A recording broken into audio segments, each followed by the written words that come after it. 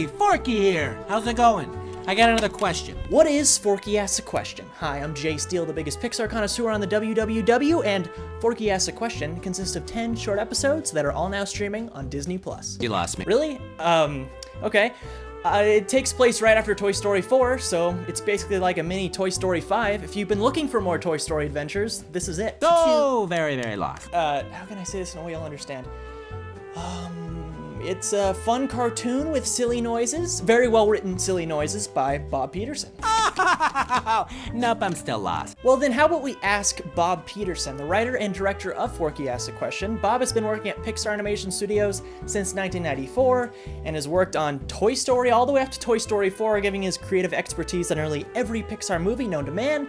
And yeah, he'd be the expert on this. Oh, now we're talking. So what brought you onto this project? Did you come to Pixar with this project? Did they ask you to make a Disney Plus series? Well, I've been here for 25 years, so all I had to do was knock on my door and say, you know, with the beard, come over here.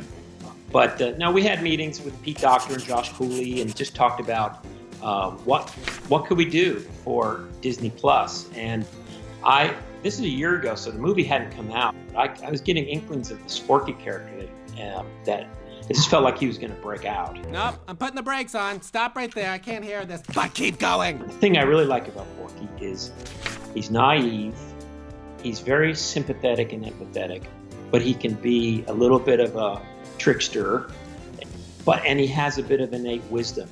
And so almost anything goes with this guy. I put forward then this idea of this sort of weird interview show, Forky Asks a Question. What made you think to go with that kind of tone? I don't know.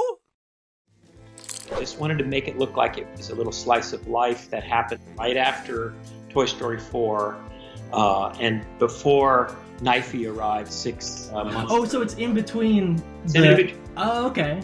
And so when he says, I was made from trash like 2 days ago. we were hoping people would catch that it's right then after they've come back. And so Forky's gone through a little bit of his existential crisis, and now it's just about this whole new world. What does everything do? What's it, and so he has a lot of questions and he launches in. Well, count me in. And I wrote 5 episodes, and we had about time to do about half an hour's worth of material. And I decided to do 10 mini shorts so that I could feature side characters that sometimes didn't have a lot of lines, and it's actually Toy Story 4. Toy Story 4 has a huge cast, so some didn't get a lot of screen time. This allowed Bob to showcase these underutilized characters in Forky Asks a Question. Buttercup, Dolly, Ham, Rex, and Trixie all have their own episodes. The Peas in a Pod star in the episode What is Reading, and they didn't even get to speak in Toy Story 4. Characters that didn't even appear in the film at all even get their due. Officer Rib Tickles was a scrapped character who was originally supposed to be Giggle McDimple's sidekick. The character design was already created, so Bob integrated her into the show as well. Even a toy who's not even Bonnie's, Mr. Spell from Andy's Room, who only appeared in Toy Story 1 and 2, makes a cameo in the final episode. The logic of having Mr. Spell in the room, people are talking about that. And my theory is that he was brought to Sunnyside Daycare, and then Bonnie borrowed him home. And that's how he got there. That makes sense. The story, sticking with that one. Yeah, Toy Story reunion. It's cool. I mean, basically, it came down to what side characters do I want to use with Forky? And by choosing those, it kind of helped me decide what questions he would ask. What is a friend? What is art? What is time? What is love? What is computer? What is a leader? What is a pet? What is cheese? And to help me out with what is money is a toy that knows like everything about money. My friend Hand. And when I saw that Mel Brooks, Carl Reiner, and Betty White, and Carol Burnett were in there, I had to use them just because they're my heroes, and they didn't have a ton of lines in Toy Story 4, but this lets them shine. To help me with that today are these very, very, very, very, very, very senior toys. How many varies does one need in a sentence? Melvin Brooks, Carl Reineroceros, and Cheryl Burnett. It basically ended up being like a Carol Burnett sketch from the 70s, where kind of a parody of like a soap opera, sort of a melodramatic version of a soap opera that she might do in that show. Bitey White? Bitey White! Oh, hello, Honey Chew. Going behind my back, huh? Oh, this is getting good. So I thought, well, okay, they're mature, wise people, and they probably know a little bit about love. And so that's that. And Ham was a piggy bank. So, of course, it would be, logical that he would talk about money. And so that's how the different questions evolved, was choosing who the side characters were that he would be interviewing. There's one with Trixie, what is a computer, which is pretty That's awesome. Then they get weird. Then they get weird. Yeah. That's good to hear. With A-list talent like Wallace Shawn, John Ratzenberger, and Jeff Garlin reprising their roles, recording their voices was actually easier to schedule than you would think, because the cast just had to stay an extra half hour after their Toy Story 4 recording sessions to voice their characters in Forky Asked a Question. This made the process much more efficient by recording both the movie and the TV show at the same time. So what was it like working with Tony Ham? No. I am not a toy. I'm a spork. I had 2 days with Tony, and we did all 10 episodes. In 2 days? Yeah. Wow. Yeah, it's a while ago. It's last, I think, December, so about a year ago. I came in with a voice, like something wrong with my voice, and I sounded like Harvey Fierstein or something. I sound like Ross. Yeah. I see.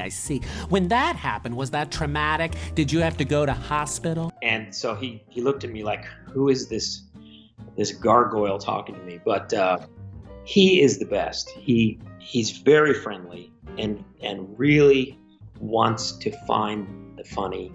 He wants to try different things. And like he'll try something, it's like, oh, whoa, wait, let's try it this way, and then we'll go for it. Oh, trash. Trash.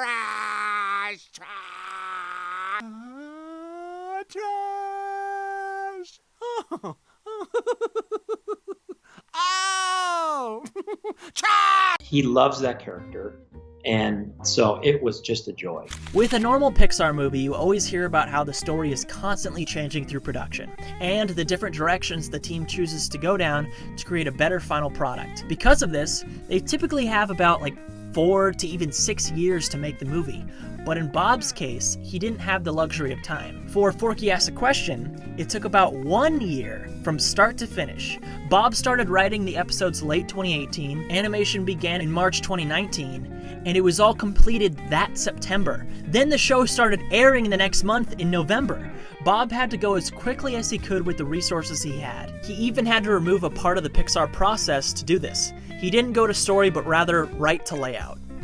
Well, how crazy was that going from a normal feature production to this? There were good things and bad things. I mean, the bad thing is we had to go fast. Slow down, Poindexter. The good thing is we had to stay to the script. Oh, that's interesting. It was a little more of a TV ethic. And luckily the scripts turned out fine enough that we didn't really have to change too much. Let's go with it. And it ended up being a little bit like an indie film ethic of grabbing the things you need and the people when you could get them, and because we were just sort of under the radar doing this stuff. All right. Wow, that was a lot. The one thing that we did decide to do is we recorded all the voices, and then we decided we wanted to do little buttons on the end. That was not in the original script. So, and that ends up being some of the funniest stuff. I'm laughing, but I'm kind of scared. So we had to find dialogue to make those work. So even like Forky crying over the cup that's broken, that was all just stuff we had. And so we got in and laid those out and animated those. And I think those are really fun. That's fun. And I had 10 young animators who a lot of them hadn't really worked at Pixar before. I see. Now, to learn it, did you have to go to university? They were terrific. They were hungry and did a great job. And part of it was, I brought a little Forky along. Part of it was learning how Forky actually animates. Look what I can do. Same direction. Try it. We had expert witnesses come in from TS4 to kind of let us know what they did. And for me, I didn't know Forky that well because I was kind of operating in parallel. I knew he's really funny, but I didn't know all the ins and outs. Everybody knows that. And what I learned from our lead animators was he basically operates as if Bonnie is puppeteering him. So he'll slide along, and he doesn't really have to walk like other characters do. His arms just generally stay in very few poses, and they're not articulated like Woody's would be. Whoa, watch my arms. Look at that. You gotta do this with me. And I think these like charming limitations is what we really concentrate on, and that's what makes him him. It's more like a Muppet than a fully articulated character. Ooh. Ah. Ooh. Thank you so much for your time, Bob. This is so many golden pieces of material here. I love it. Thank you so much. Well, thank you. It was really fun doing these Forky shorts, and thanks for watching and appreciating them. I appreciate that. Forky's going to say goodbye. There he goes. Bye. Bye.